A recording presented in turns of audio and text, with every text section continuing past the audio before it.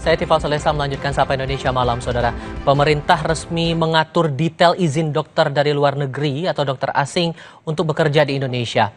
Soal izin dokter asing ini tertuang dalam Peraturan Pemerintah Nomor 28 Tahun 2024 yang menjadi turunan dari Undang-Undang Kesehatan. Presiden Joko Widodo menandatangani peraturan itu. Dalam PP tertuang berbagai aturan soal penyelenggaraan pelayanan kesehatan termasuk kebijakan izin dokter asing.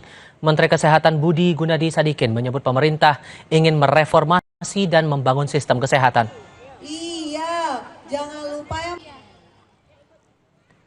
Kami menyambut baik terbitnya peraturan ini yang menjadi pijakan kita untuk bersama-sama mereformasi dan membangun sistem kesehatan sampai ke pelosok negeri. Itu kata Menteri Kesehatan Budi Gunadi Sadikin yang kami kutip dari kompas.id Selasa 30 Juli 2024.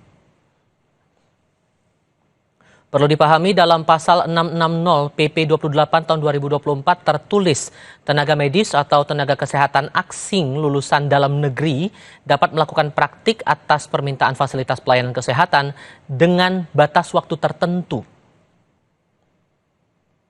Pada pasal berikutnya, tenaga medis warga negara asing lulusan luar negeri dapat melaksanakan praktik di Indonesia hanya berlaku untuk tenaga spesialis, subspesialis, serta tenaga kesehatan tingkat kompetensi tertentu.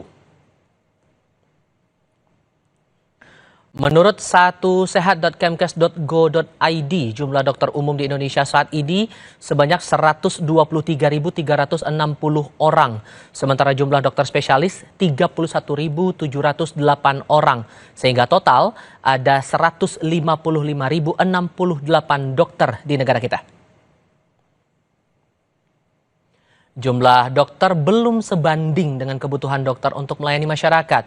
Menurut standar Organisasi Kesehatan Dunia atau WHO, rasio jumlah dokter ideal adalah 1 dokter untuk 1.000 penduduk. Dengan rasio itu, maka penduduk Indonesia sebanyak 275 juta jiwa setidaknya membutuhkan 275.000 dokter. Sementara Indonesia saat ini memiliki sekitar 155.000 dokter sehingga masih kekurangan sekitar 120.000 dokter.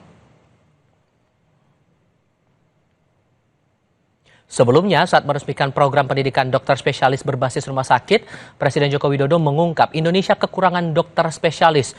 Menurutnya, selain dokter kurang, 50% lebih hanya ada di Pulau Jawa. Mengeluarkan 2.700 dokter spesialis per tahun. Artinya memang sangat kurang sekali.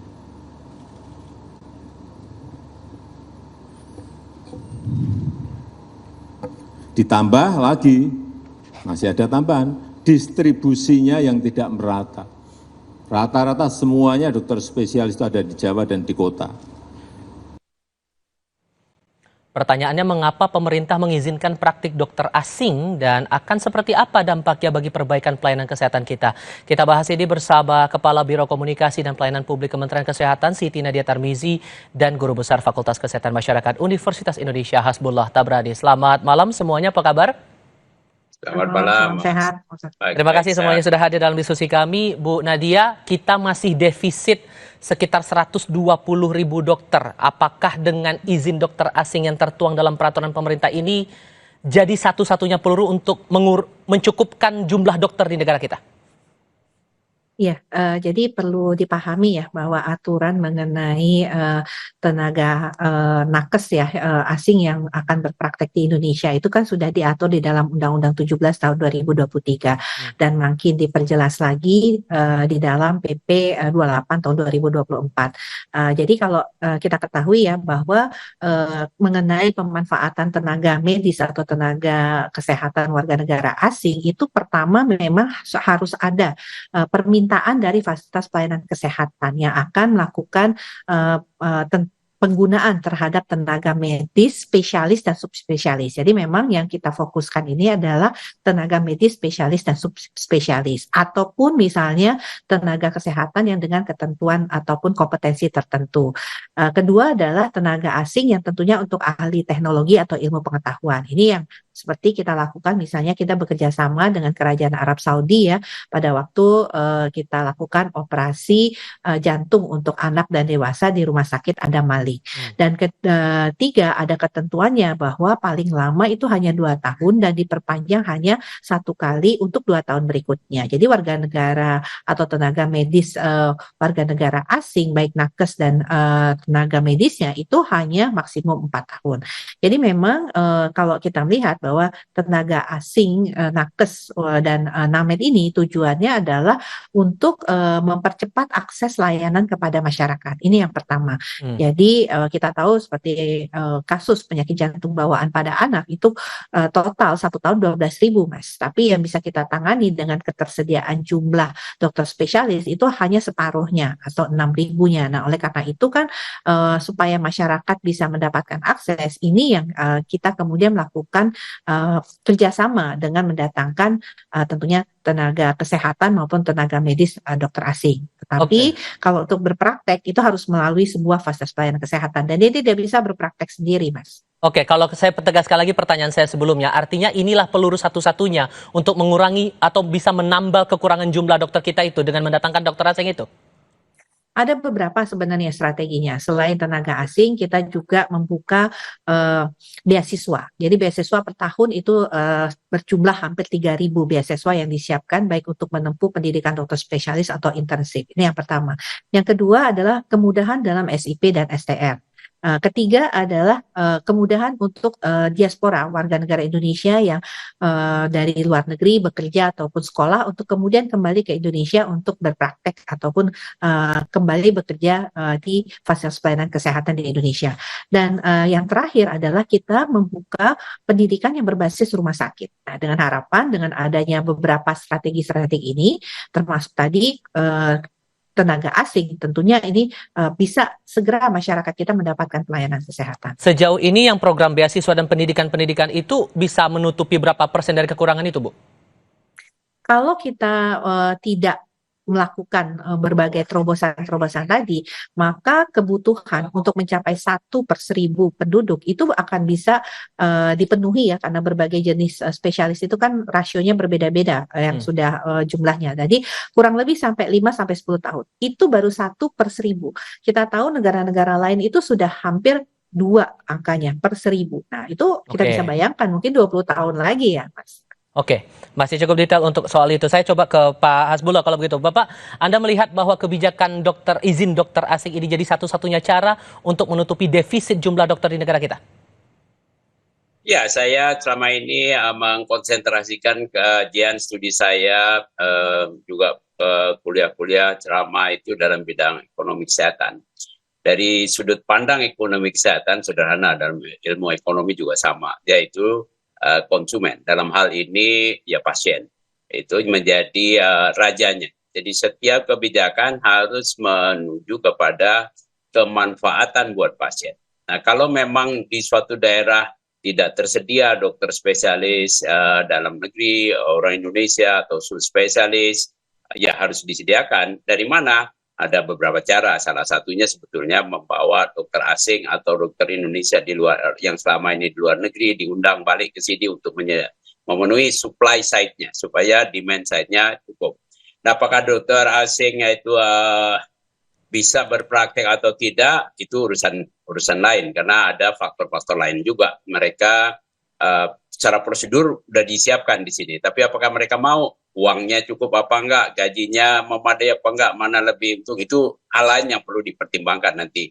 Ya, tapi bahwa ada dokter asing di dalam negeri kayaknya bukan hal yang baru ya. Kita 50 tahun yang lalu Indonesia itu mengirim dokter-dokter spesialis ke Malaysia. Ketika itu Malaysia tidak mempunyai dokter spesialis yang cukup dan kita lebih madai dulu. Sayangnya pertumbuhan pendidikan dokter spesialis, dokter-dokter di Malaysia lebih cepat daripada di Indonesia. Ini sekarang kondisinya terbalik. Banyak orang Indonesia berobat ke Malaysia. Nah, sekarang kalau ada orang Malaysia atau orang Jepang, orang Korea atau orang Amerika, orang Inggris mau berdedikasi, berpraktek di sini dengan, ya mereka harus tahu bahwa pendapatannya mungkin akan berkurang. Kenapa kita mesti tolak? Ya. Oke, tapi kalau kemudian, karena kan banyak kritik juga yang datang dari berbagai pihak soal izin dokter asing yang diberikan oleh pemerintah kepada dokter asing yang mau masuk ke berpraktik di Indonesia begitu. Apa menurut Anda efek negatifnya kalau aturan ini, kebijakan ini tidak diawasi, tidak dengan pengawasan ketat begitu? Ya, pengawasan ketat tentu yang diperlukan adalah pengawasan kompetensi dan kualitas dan memastikan bahwa keberadaan mereka di Indonesia itu bermanfaat. Jadi mereka harus bisa menyelenggarakan praktek-praktek kedokteran yang bermanfaat buat pasien. Kalau kita tidak punya atau transfer teknologi dalam bekerja tim, itu silakan saja, nggak ada masalah.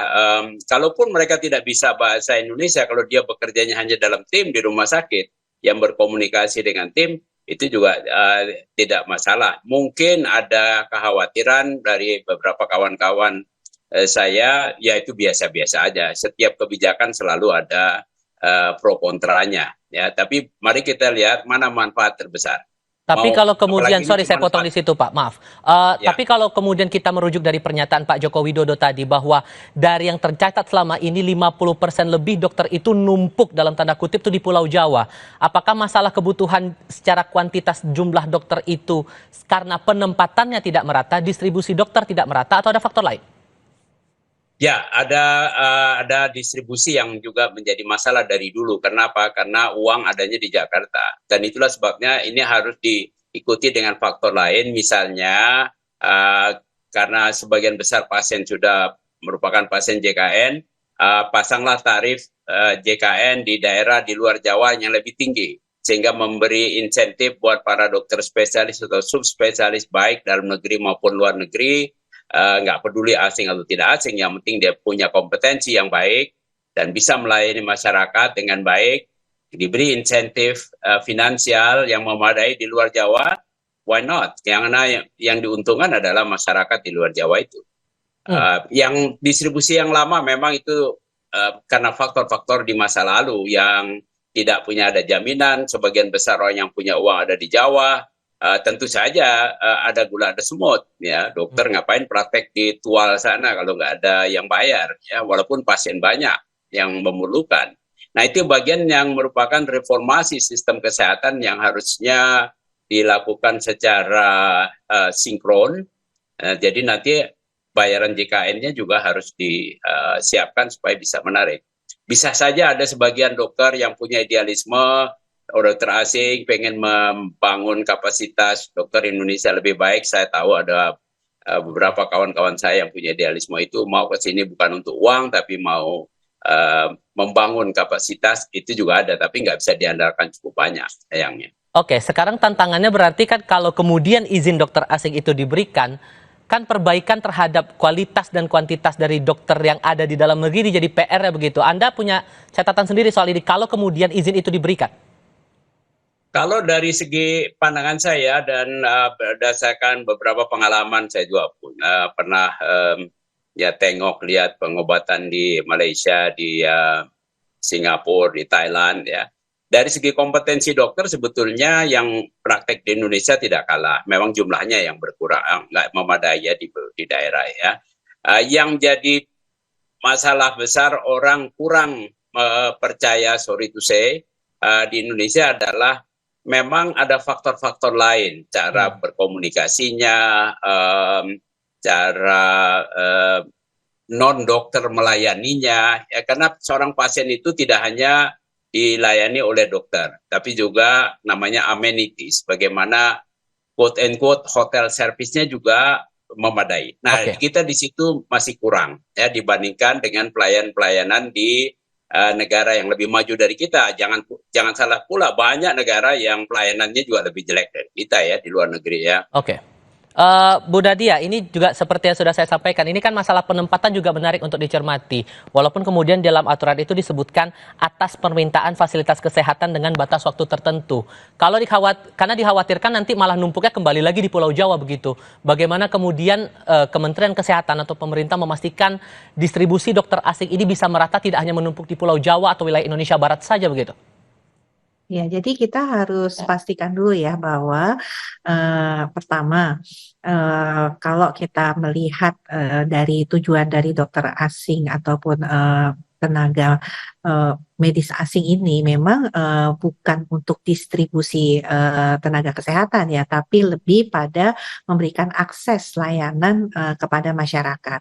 Nah, kan artinya kalau kita lihat ini kan kembali lagi tadi saya sampaikan bahwa ini atas permintaan fasilitas pelayanan kesehatan, dan tadi disampaikan Prof. Hasbullah juga ya mengenai kendala bahasa, itu juga sudah diatur di dalam undang-undang bahwa dokter asing atau tenaga asing itu Fasyankes yang mengusulkan untuk mendaya gunakan mereka itu harus menyiapkan fasilitas untuk bahasa ini gitu. Jadi memang ini sudah diatur ya di dalam undang-undang. Nah, kembali lagi bahwa bagaimana kita memonitor jangan sampai terjadi penumpukan tenaga medis ataupun tenaga kesehatan pada satu tempat. Tadi kami sampaikan bahwa saat ini STR dan pengurus CSIP itu kan sudah online. Nah, nanti kita bisa lihat bagaimana distribusinya. Kalau memang di daerah tersebut sudah cukup, maka tidak ada penerbitan SIP untuk tempat tersebut gitu. Dan nakes asing tadi kembali lagi ya, bukan bertujuan untuk distribusi seperti tenaga kesehatan kita, kemudian dia akan ditempatkan di daerah-daerah karena dia tidak bisa berpraktek mandiri seperti tenaga kesehatan kita. Oke, kalau kemudian karena kekhawatirannya gini Bu, kalau dokter asing itu masuk, maka akan kalah saing lah dokter-dokter yang datang dari Indonesia ini secara kualitas dan kuantitas ya begitu. Apa yang kemudian bisa dijamin oleh pemerintah bahwa saat dokter asing itu masuk, tenaga medis kita juga punya kualitas yang bisa berkompetisi lah dengan mereka? Ya, saya rasa harusnya kita tidak perlu takut ya dengan tenaga kesehatan asing ya, karena kita tahu bahwa tadi Prof. Hasbullah sampaikan dulu banyak orang Malaysia ya Prof ya belajar ke Indonesia. Jadi artinya dari sisi kualitas kompetensi saya rasa tenaga kesehatan di Indonesia atau tenaga medis di Indonesia itu memiliki kompetensi yang cukup. Hanya saja memang yang perlu menjadi tentunya concern kita saat ini adalah jumlahnya yang memang kurang. Jadi tidak perlu khawatir untuk tenaga kesehatan Indonesia ya, selama kemudian dia meningkatkan terus kompetensinya, dan kemudian kan kita merupakan orang yang paling tahu ya penyakit yang mungkin banyak terjangkit di Indonesia. Jadi seharusnya tidak perlu memikirkan dari sisi sebenarnya provider kesehatan, tapi yang justru kita harus pikirkan itu bagaimana layanan kita kepada masyarakat. Jangan sampai ada masyarakat, tadi seperti saya sampaikan, 6.000 bayi yang kemudian tidak bisa mendapatkan akses layanan karena memang tidak ada dokternya. Kalau begitu, saya harus tanyakan lagi ini, walaupun kemudian Anda bilang bahwa tidak ada target sebetulnya untuk daerah atau distribusinya harus merata ke wilayah mana, tapi setidaknya ada concern di daerah mana begitu dari pemerintah, jasa dari dokter asing ini bisa diterapkan begitu, entah itu di Indonesia Tengah atau Indonesia Timur atau wilayah lain, Bu?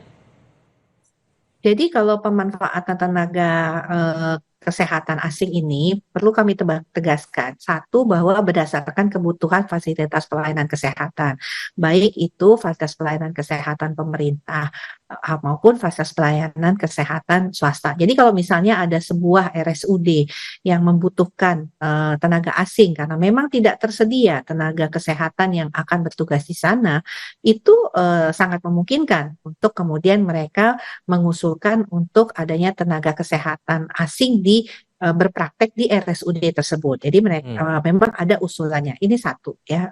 Jadi kalau kita lihat distribusi, hal seperti itu bisa dilakukan oleh sebuah fasilitas pelayanan kesehatan.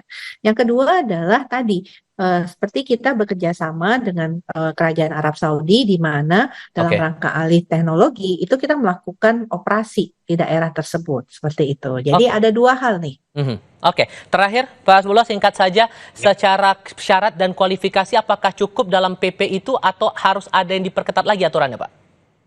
Ya, saya kira tadi tujuan kita adalah meningkatkan akses. Tentu supaya fair, harus ada aturan yang juga menjaga kompetensi yang sama.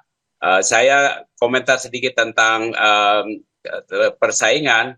Buat saya, justru kalau ada orang asing yang praktek yang quote and quote dipersepsi lebih hebat kualitasnya, jadi persaingan. Yuk kita kompetisi. ya. Nah, untuk menjadi kompetisi yang fair, disitulah perlu nanti pengaturan operasional dan pengawasan oleh pemerintah, Kementerian Kesehatan dan juga oleh Pemda diperkuat supaya kehadiran mereka memang bermanfaat sesuai dengan tujuan yang diharapkan, meningkatkan akses itu. Oke, perlu dicermati terkait dengan aturan ini Pak Hasbullah. Terima kasih Bu Nadia mewakili Kemenkes juga terima kasih sudah hadir dalam diskusi kami. Selamat malam semuanya.